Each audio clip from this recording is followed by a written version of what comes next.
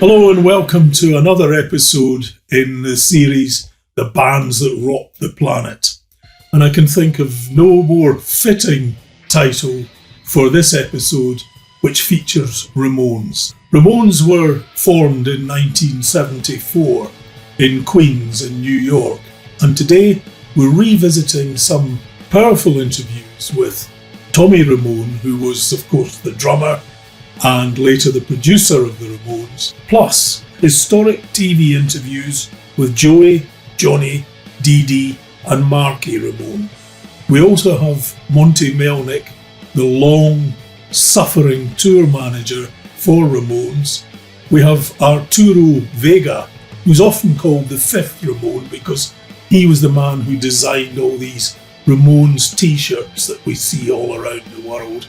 And then we have Holly Kristal, who was of course the owner and founder of the club that became known as CBGBs, which was the home to all of the bands really who formed the punk rock movement and the new wave movement in New York. And that's people like Television, Talking Heads, and most famously Ramones. So without much further ado, please sit back, relax, and enjoy Ramones, The Inside Story.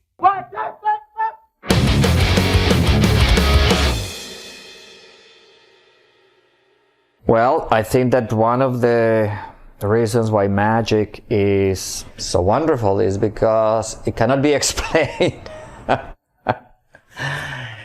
But you know when it happens, when something magical happens, you go, what happened? That's what it was like watching the Ramones. It's like, okay, what is this?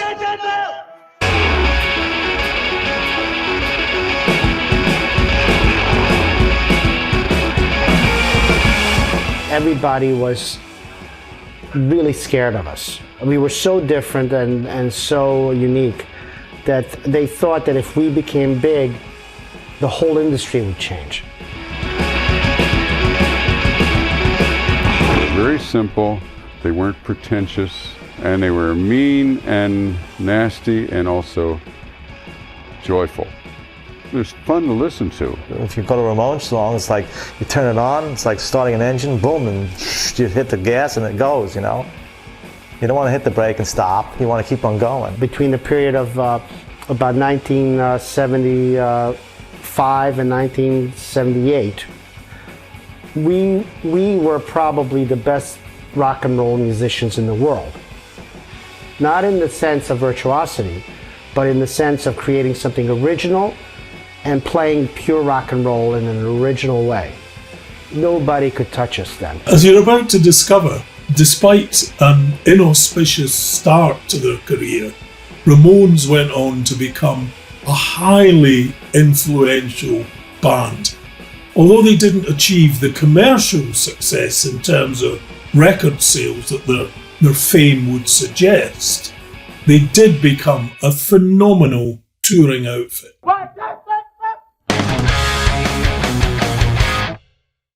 We started like the summer of 1974, and we grew up together, lived in the same block, we were friends. Something we always wanted to do. It's an unnatural phenomena. Can you see? Yes. Well, Yeah. don't do it there. It's not the right spot, you know? I was meaning to get a haircut.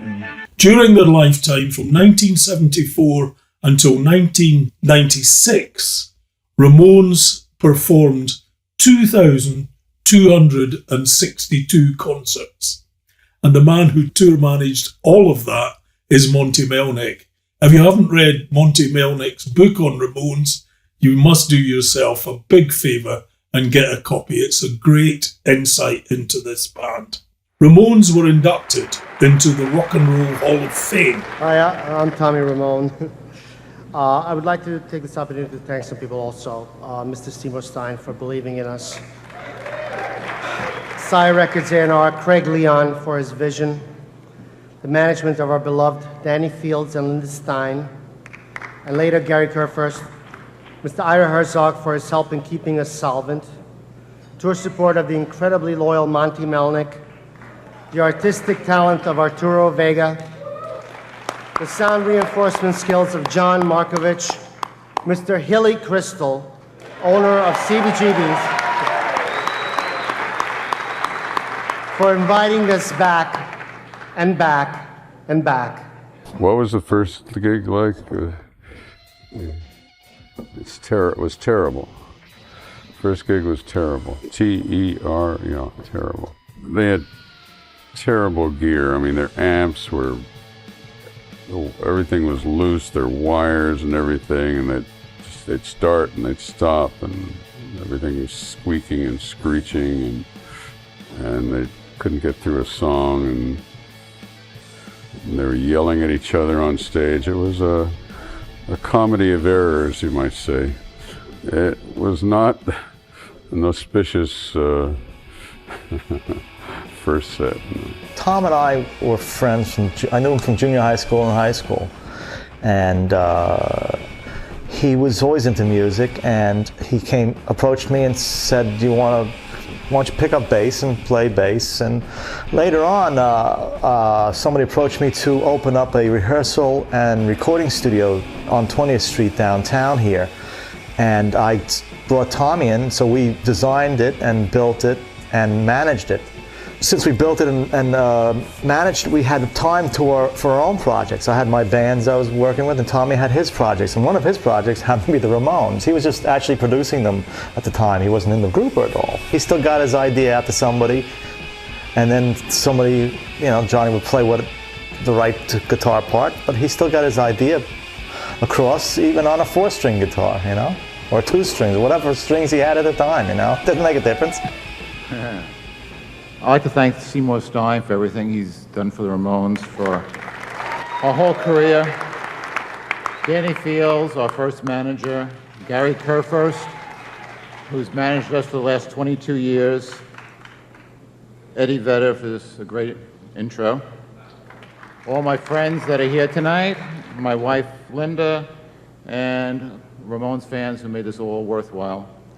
God bless President Bush, and God bless America. Ramones may well have been a family, but it was certainly a dysfunctional family. There were problems with personal differences, mental illnesses, political differences, alcoholism, and drug addiction. Marky Ramone was unfortunately fired from the Ramones in 1983 due to problems with alcoholism. However, Marky fought back and overcame the disease, and in 1987 he was welcomed back into the ranks of the Ramones and remained there until the very last gig in 1996. And in 2011, Ramones were honoured with a Grammy Lifetime Achievement Award. The Ramones were a special family.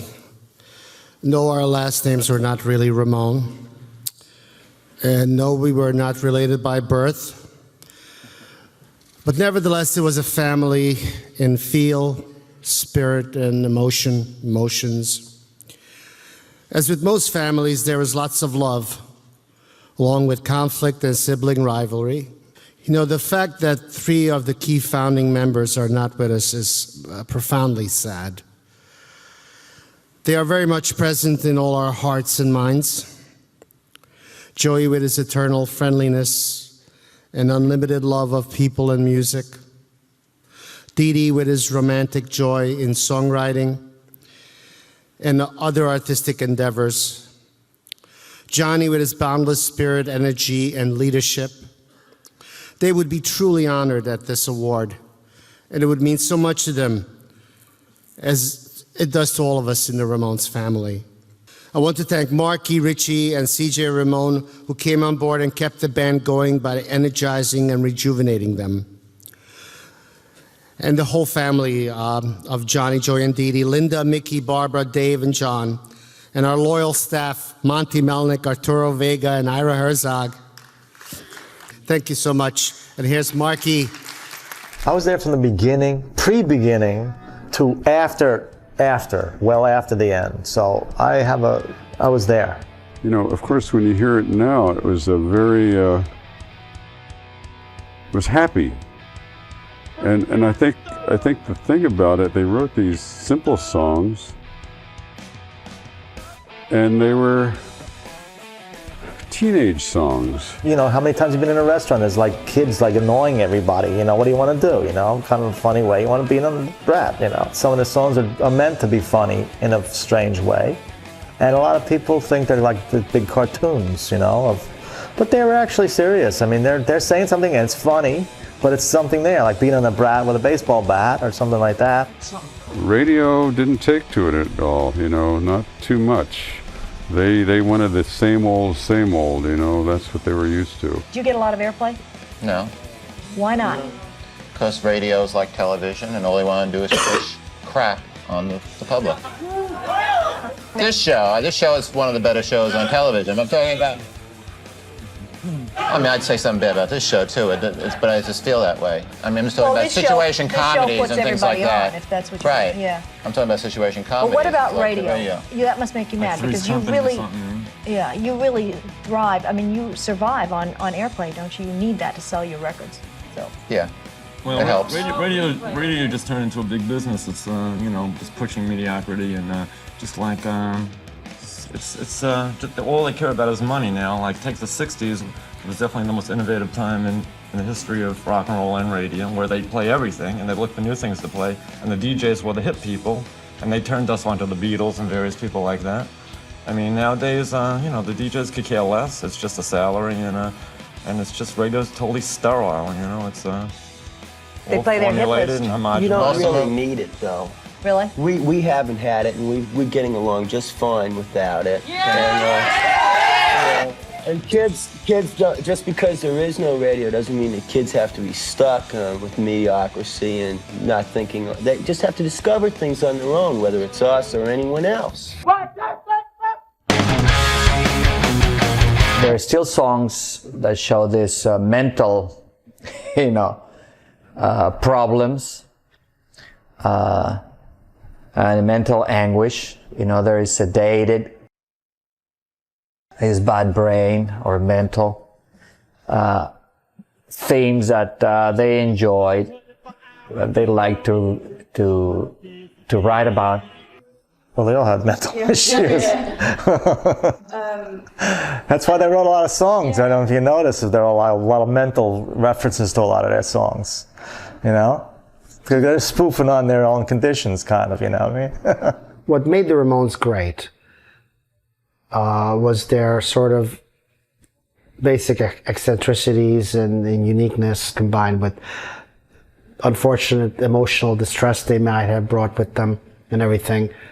And so they came with problems, you know, and these problems helped them come up with the great songs. I mean, the songs are mostly biographical or based on true events to a large extent. Difficult for people around him, especially with his obsessions, with his obsessive compulsive behavior. Yeah, it was a pain in the neck being around him, you know. But he never really had a problem with it himself. The OCD didn't affect his creative abilities at all. It didn't affect his performance at all or anything like that. It basically was a handicap as far as everything else was concerned. Compelling? Oh yeah, I mean, there was nobody like him. He was completely unique. I mean, just looking at him. I remember the first time I ever met him, when he was a young kid, you know, and he was just so striking looking and so different. And I thought this would be an interesting looking front man because he was so different from the usual lead singer front person. When you were in front of him, you could either decide that he was a very ugly guy or that he was delicate to the point of being extremely beautiful. I could look at him from a certain angle, at a certain light, and go, oh, this is what girls see in here. Dee Dee was hanging out. We had his girlfriend who used to beat him up every now and then. She was a good-looking woman, but very tough. punny. So every once in a while, she'd take a swing at him, and he did a good right hand. Dee Dee was amazingly creative and a really hard worker. Very, very prolific. He's like intense. He was an intense player. Whatever he did, it was intense. Writing, he was intense. Taking drugs, it was intense. He had to do too much of that. He'd write all the time. He'd just, he's always off the road. He started painting. He was a very intense character. He was so hyper and just so, like seemed to have attention deficit disorder, like I say. And the fact that he could master the instrument was amazing. For the Ramones, he was great. It's very simple stuff, I was a bass player, and I played a little more technical than him, but, to be in the Ramones, he was terrific, Dee Dee was definitely a role model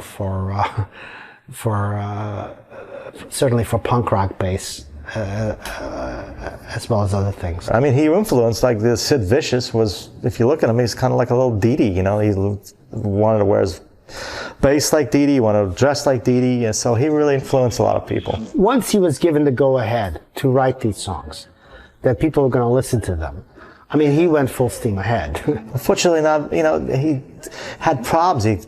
Mental problems. He had multiple personalities, and unfortunately, his personality that kind of brought him down took over too much. If you read his books are like very depressing, and everybody's against poor Dee Dee, and it wasn't like that. It's all in his mind basically, and he just couldn't handle it.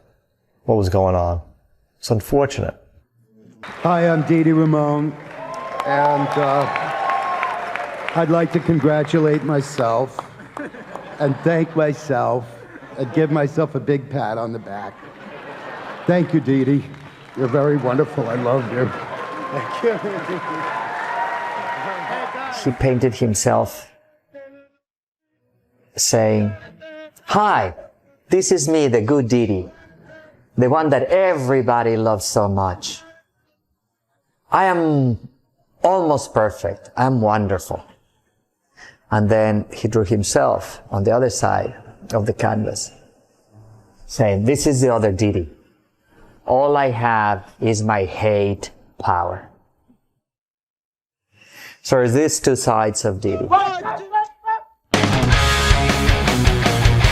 These were the years which were marked by the arrival of Marky Ramone, who replaced Tommy Ramone as the drummer in the band. Marky played on the famous Phil Spector-produced Ramones album, End of the Century, which went on to become their biggest selling album. Unfortunately, Phil Spector became infamous when he was convicted of the 2003 murder of actress Lana Clarkson, and he was jailed for life, where he died in 2021. In 2011, during his Grammy Awards acceptance speech, Marky Ramone controversially paid tribute to Phil Spector. I want to thank the producers, Tommy, Ed Stasium, and the producer who brought in our largest selling album, Phil Spector, who couldn't be with us here tonight. I miss him, though. He was a friend. So in this book, I just write about everyone's personality, mine included. Mm-hmm. It's not just about the Ramones. Right. The making of rock and roll high school, working with Phil Spector. And one of the rumors I wanted to stop in the books that I did read was that Phil never pointed a gun at us in the studio. About the gun. So what is, and that rumor, that story is... And I hate to burst anyone's bubble who thinks that and loves that story, but the guy had guns on him, but he never pointed them at us. It's a different story. Now, the story is that he pointed the gun at Leonard Cohen. Is that right? Yeah, he did, and he shot a gun up in the ceiling with John Lennon. With John Lennon. In the book, there's you tell the story of that, and he pulls a gun out, and I guess Jonny and Dee Dee get very spooked by that. No, what happened is he had guns in holsters, and he had a license to carry. Mm-hmm. So Phil was a little guy. He was about 5'5". So they were heavy on his shoulder, and he had one here. I'd take him out, put him on the side of the console, the recording console. So that's probably what intimidated them. I mean, anybody would probably be intimidated. But you weren't intimidated? No. Why? Because I've seen a lot of that in Brooklyn. But the thing is that, the rumor is that the gun was pointed at Jonny and it wasn't. Phil Spector, doing your album Into the Century, that must have been quite a buzz to work with that man. Yeah, well, he approached us 3 years ago in Los Angeles and told us he wanted to make a comeback and he was looking for somebody original and doing something different, and he told us he was a big fan of ours and that he wanted to do an album together. Well, I've been a big fan of Phil Spector's for ages too. Yeah, It's a great album too, Into the Century. Phil Spector was a huge Ramones fan. He saw us and he gave us the great compliment of saying that we were the first band he's seen since the Rolling Stones that excited him, or something like that. And I thought, wow, that was a major compliment from him. And so yeah, he very much wanted to work with the Ramones. Each producer brought their own little thing to the thing. They were always looking for somebody that would take them over the top, Phil Spector, Graham Gouldman, John Beauvoir, somebody that the people, just take them to the radio stations. Hey, let's play this album finally, I'm not quite sure he knew what he was up against. Because the Ramones were so strange to work with to begin with. And from what I hear, he's a little bit strange himself. So it's like the combination is wow. Well, I don't know exactly what makes him tick. I don't know exactly, how this guy went about making all the hit records that he did, before the end of the century. But it was just crazy to the way he was doing and what he was doing, working with Ramones. It was insane. He was a very controlling producer, and some people, Joey loved him, Jonny hated him, Marky loved him, and he was crazy. He was out of his mind, but he's another crazy genius. It's definitely a very interesting record, and there's a lot of talent that goes into it from both sides. So it's certainly a historic record for sure. It should have been great. It could have been great. I don't know exactly what happened. It's overproduced, that's for sure. I think that what happened is that instead of Phil coming close to the Ramones, what he did was to bring the Ramones into his world. And it should have been the other way around. I think that he's the one that should have, dived into the Ramones world and apply his technique and his style. But basically, it turned out to be more of a Spector album than a Ramones album. It should have been the other way around. Yeah, they were disgusted with the way things were being done and where rock and roll was going. At least Jonny was, consciously. They were trying to do something that would bring rock and roll back to its roots. You started punk, kind of. Well, we consider it a genuine rock and roll, from the gut, Rock and roll was meant for punks, and it started. I guess Elvis Presley started in the rock and roll or mid-50s. something, Yeah, but punk is an answer to all the glitter and the stuff that costs a lot of money that you can afford. Punk is just a rebellious rock for all kids all over. I mean, real rock and roll is punk. Not a bunch of old men playing music for your mothers and fathers. And that's what you have now. It's what they call rock. For instance? Styx. Yeah, Styx, Kansas, Foreigner, stuff like that. Your parents should listen to this. Is it mellowing My out? mother doesn't even listen to that. Your mother's more hip than that? Yeah. It's just they just want to clean up music and just push Pat Boone and push all that. mediocrity on the on the public. The genre has gotten very strange by that point. Songs were like 6 minutes long with lots of solos and sort of virtuosity, which at first was great when it was practiced by Jimi Hendrix and Eric Clapton and people like that, had really, 6 years on, it just got too messy. So we wanted to strip that down to its elements. We tried to bring back the original feel of rock and roll. Well, they listened to a lot of music growing up. Beatles, Stones, Who. Little Richard, Fats Domino, Elvis Presley, Jerry Lee Lewis, the Everly Brothers, and on and on. And these people really influenced us. Fillmore East used to be down here. We saw all sorts of like Sly and the Family Stone, Blues, B.B. King, and we saw The Cream, and we saw Jimi Hendrix, and we saw a lot of stuff that was going on at the time. So, and then they were all influenced by that. Hi everybody, I'm Marky Ramone, and I want to also thank my influences, the early rockers like Jerry Lee Lewis, Little Richard, Elvis Presley. I want to thank the people who influenced me from the British invasion, like the Beatles, Stones, the Kinks, the Dave Clark Five, Jerry and the Pacemakers, and also the Motown Sound, the early bluesmen, and Isaac Hayes was great. And also for Jonny Ramone asking me to join the Ramones in 1978. And especially Tommy Ramone, who started that drum style that I had to work very hard to duplicate. And thank you very much. And then later on, when the Stooges came out and MC5, you know, they influenced us a lot because, again, there was like a pure essence of rock and roll in that. Also, we saw that these people were from like Detroit, sort of a kind of there was like a sort of rawness that they had that was very appealing to us. There's a lot of influences on the Ramones because we loved a lot of things. Our tastes were like amazingly eclectic, all things considered. At that time, back in the early 70s, there were a few places for not top 40 cover bands to play, you know, that weren't just playing the cover songs. There was a Mercer Arts Center. That place fell down. Unfortunately, Max's Kansas City, it closed up. And CB's kind of happened by chance. He wanted to open up a country, bluegrass, and blues. That's what CBGBs means. And it was, this area at the time was like the Bowery. It was a lot of bums, and it was like raw, and it was a dumpy bar. And Hilly decided to take a chance on booking just unknown bands. They asked Hilly, and Hilly said, okay, you can play. You know, you were going to a club, and there was like 10 people there, or 15 people, and half of the 15 people didn't understand what was going on because they never saw anything like that.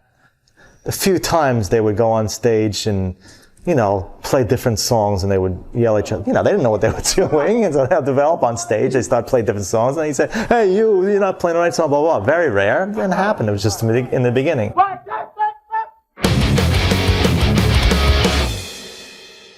After that, they realized that the beauty of the Ramones is the regimentation. It was all together. They wanted to make sure that they went from one song to another song. There's no breaks in between songs. There's no chit-chat in between songs. They don't tune the guitars between songs. It was like a machine. They wanted to keep it very much like a machine going. Whatever happens, they were just going to keep going and not stop. So nobody ever did that before, but they were these short little bouncy songs played at full speed and as loud as they could get it, and it just went one song into the other with maybe a 1, 2, 3, 4, and you know, and it caused a little bit of a sensation. It was a little different. Nobody else did it. Sort of what you saw is what you got. I mean, there's a lot of genuineness there.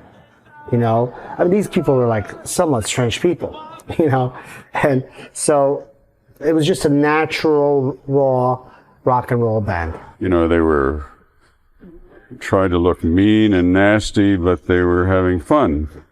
So that combination with that high velocity drive, I think it startled people, and people started coming very quickly, more and more and more and more. They started coming out. So within a short time, the place was packed. We were kind of a rough and tumble band at the time, and every record company in New York turned us down. Sire Records decided to take a chance on us, you know. So with the smallest budget in history, we made the first album.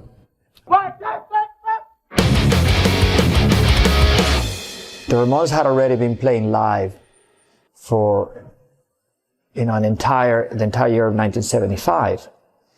And the sound was complete. I would say that by the time the Ramones got into the studio to do the first album, their sound had already come together. And I could tell that Tommy was being very loyal to this and trying to keep it very real, very tight to what the Ramones sounded like. We felt it important that we make the album, good. So we were very serious about it, and we understood what was at stake. We did it very fast, very cheaply, with engineers who had never heard anything like that, because no one has ever heard anything like what we were playing. Probably even Tommy himself got caught by surprise by the limitations of translating the songs with all their might and power. My drums were set up at the other end of the recording studio, which is a very long, place, in a totally isolated booth. It was hard for me to get from there to the studio. And that combined with the fact that we had 12 hours to mix the whole album. It was very fast. They had very little money. But they didn't need a lot of production money, and they didn't need a lot of time. The Ramones never liked to take a lot of time recording. It was just fast, take 1, 2, 3 takes, boom, boom, boom. And that's how it comes out. And it happens to work for the Ramones. Jonny's impatience started to come alive right there and then. One of Jonny's most common phrases was, "What's the holdup?" What's going on? What's the holdup? Jonny wanted things done immediately. I think Joey was enjoying it very, very much. I think that Joey didn't mind, didn't care, going through whatever it took, to make sure that everything was going to be all right. Jonny was the opposite. But Jonny was so efficient. Well, the style of what he was doing just lent itself to, do it fast, do it quick, do it right. And Jonny always did it right, from the first time. And people like to say that the Ramones songs are very simple and that anybody can play them. I must have heard throughout the years probably hundreds of people playing Ramones songs, and nobody ever comes close to sounding like John. Now, it's very hard, especially at the speed that the Ramones played, to play like that. Downstrumming, nobody was doing it at the time. Most people play like this. He was just going down, down, down, down, down, down, down. He developed the whole thing just to fit the Ramones style, I thought Jonny Ramone was a brilliant guitarist for what he was doing. I mean, he came up with an original, unique style of guitar playing. He knew what he was good at and perfected it to the ultimate degree. So as far as punk rock guitar is concerned, he was the best. I think he was a genius. A genius, to me, by definition, is somebody who invents his profession. And that is very, very different from being a technically accomplished musician. I had this discussion with John a couple of times. I told him that I felt the Ramones were way better artists than musicians. To him, that was too artsy-fartsy an statement. Every single song is good. Now, don't ask me which songs are on each album, because I probably cannot tell you. Leave Home was sort of a change-up. What we were going for on Leave Home was a sort of a pop sound, because we liked pop music, and I guess we were in that kind of mood for that album. You get these psychotic songs with psychotic lyrics, with these happy-go-lucky pop melodies. And so that's basically the Leave Home album. We spent a little more time producing it and making it. We had a higher budget. We worked in a nice, comfortable studio with good equipment, and so that was a lot of fun making that record. Very much so. I happen to like Susie's a Headbanger very much, because to me that's like our country song. It's got a countryish melody. with psychotic lyrics. Chewing out a rhythm in my bubble gum. How American is that?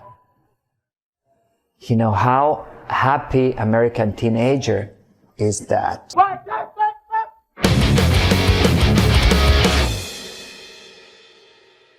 Yes, Rocket Russia was our peak in every way, in songwriting, in playing, performance, recording, production. Well, you know, it was a well-made album. They were getting a little better at trying to translate the speed and the intensity of the live performances, and I think that Rocket to Russia is the best attempt.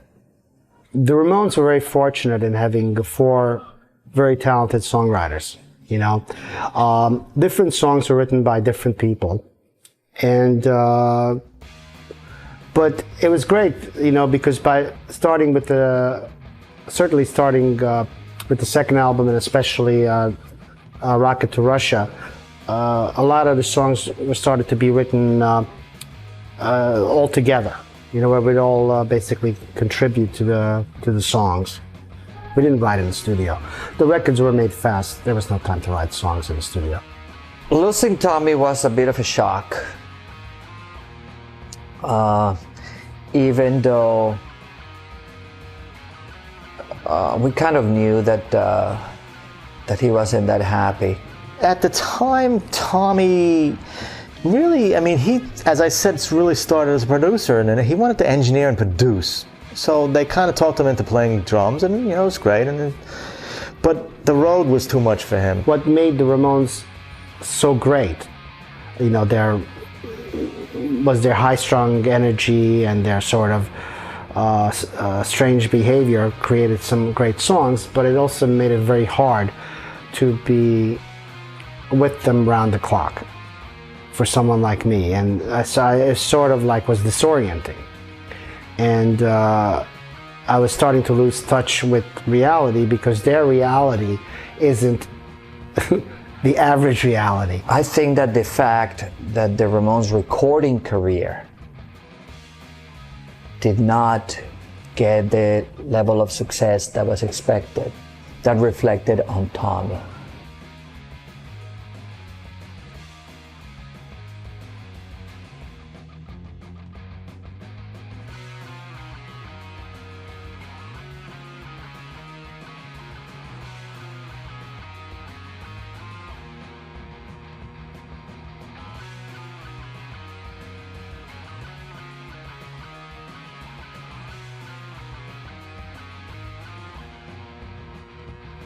Especially in the Ramones culture, especially in Jonny's world, somebody always had to pay. You know, when something didn't work, there had to be a guilty person, and the guilty person had to pay. That was Jonny's way. And I think that Tommy had to pay. So Tommy started being treated with less and less respect. So Tommy decides to leave, and everybody is kind of shocked and surprised. But of course, Jonny, in all his practical wisdom, decides it doesn't really matter. You know, that anybody that plays drums, that Tommy, if Tommy can teach him and explain to them the style, will do fine.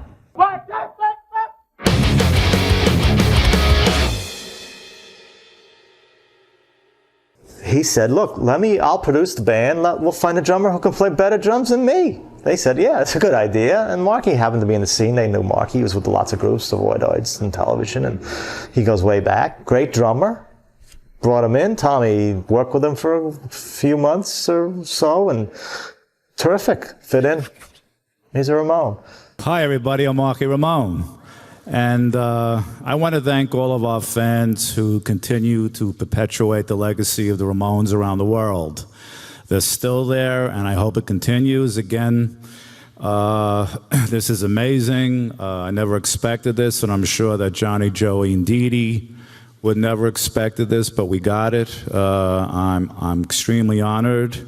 Joey Ramone was the perfect histrionic singer. Dee Dee Ramone was a whirlwind hurricane. And Jonny Ramone definitely influenced thousands of guitar players around the world. And if it wasn't for this group, there wouldn't be the genre that we call punk rock.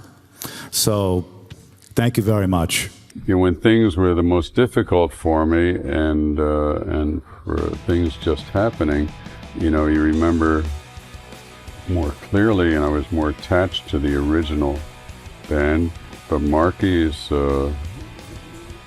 came, you know, a few years later, and he's done a very good job. I can't say who's better or not. I felt that Marky was a very good drummer. He could definitely hit the drums harder than Tommy. And I think that at that point, you know, Tommy having created this style, come up with the formula, I think that it was, you know, if not irrelevant, not terribly important, who was playing the drums. He was very enthusiastic, and basically he combined his style with my style. And what we did at that point was shift gears. The Ramones were becoming more of a professional band. So Marky was perfect to come in at that point. That album was very influential in its sound and production techniques, and I'm very proud of Road to Ruin. I was working with Ed Stasium, and it was just, I felt like a kid in a toy store. I had full reins and everything, and we used wonderful studios, and it was great working with Mark. You know, we set up the drums and got a great drum sound, you know, and the sound on that album is magnificent. We were trying to make a more commercial, radio-friendly record at the time, because they weren't accepting the great albums we were making before. So we were trying to maybe, if we met them halfway, we felt, then they might play us on the radio. I think that right after end of the century, I felt like it was open season on the Ramones. I mean, anything goes. They'll try, you know, the record companies will just try anything and everybody to try to get something out of the Ramones. You know, they became like guinea pigs. I thought it was ridiculous. How do you feel about the bands that you really inspired back in the mid-'70s, like Blondie and these people, that have, in a sense, commercially eclipsed you? Does that make you mad at all? No. I mean, they took that way to do that and play, you know, disco music and things like that to make it. We do what we believe in. We have our integrity, and we're happy doing what we do. The only band that stuck to its original ideals, you know. Everybody else took the easy route, you know. Everybody else either went the sound of Bruce Springsteen, like Elvis Costello and people like that, or they went disco, or they went reggae, or something like that. And we're the only band that stuck to our original idea, you know. And which was hard-driving rock and roll. That's what rock and roll's all about, you know. Yeah. And we're not mad. We're doing what we want to do, and we're happy doing this. And you're making some money, right? Obviously. I mean, there's room for everybody. There's no reason to shut out one kind of music, you know. There's room for everybody, you know. Well, you know, the Ramones would cycle between trying to have a commercial record to going back to their roots, you know, depending on what producer they brought in. That was them, I guess, going for a more rock and roll thing. Dee Dee consistently would write good songs, but I think that the sound was nowhere. It was getting farther and farther away from what made the Ramones great. I'm glad they experimented. I think it's good that they, this way they have a nice variety of albums and different sounds for different people, you know. And this offers, the public a lot of variety to listen to. They just started getting lost. I think Jonny knew it, and Joey kept trying and thinking, he didn't want to give up, and he kept hoping that something would get done and the band would get a hit. But I think that Jonny just gave up, and they just wanted to concentrate on the performances, on touring. That was the only thing that mattered. Oh, that's what I said in the movie, End of the Century. Maybe. This makes a good story, though. And they talk. It wasn't like they never said anything to each other. They had to communicate. But it's, like in a van, they wouldn't talk to each other. I talked to Jonny. Jonny talked to Marky. Marky talked to Joey. Joey talked to Marky. Joey wouldn't talk directly to Jonny because he didn't want to talk to him, Which is a good idea, basically, because they realized the Ramones on stage were a bigger thing, Now, if they started talking and fighting, then the group would break up, or they hurt each other. But they realized once they got on stage, it was something totally different. Off the road, it's better not talk to him, just ignore him at the time. Not fight, which is a great idea. If they fought, they'd hurt each other, kill each other, and the band would split up. There would be no more getting on stage as the Ramones. So it was a smart thing to do. If you really haven't listened to it, and people kind of heard things about it, they'll just say, Ramones, forget about it. That's nothing there. People who say that don't really understand. They haven't had a chance to really listen to the songs. If you listen to the music, there's something there. It's a lot deeper than people think. There's a lot more going on than people think in the songs and the structure. There was all very well thought out and structured. I mean, that was good. Jonny was very good at that. He was very good at structuring things. He was very taskmaster-ish. That's why Dee Dee didn't, towards the end, he didn't like being told what to do and too much, So he kind of wanted to just go, I don't want to be in the Ramones army anymore. I'm leaving, goodbye. The Ramones style of music is 100% punk. The Ramones didn't so much create punk as start a whole genre of music which led on to alternative music, new wave music, punk rock, modern rock. They were a catalyst for what was going on. There's nobody that sounds like them, otherwise you think they're copying the Ramones. I mean, it's a very definite sound and kind of thing they do. I'm not sure who said it, but somebody said, a critic said, that punk existed because of the false assumption that the Ramones could be imitated. It's just a wonderful feeling to feel like you're in the best band in the world, which is the way I felt when I was working on those records. And I felt very privileged to be able to be at that place doing this. I couldn't believe that this was actually happening. The Ramones were geniuses, musical geniuses. They're not Eric Clapton. Let's put it that way, you know what I mean? Eric Clapton's a great musician. The Ramones are great artists who play music, the best punk rock in the world.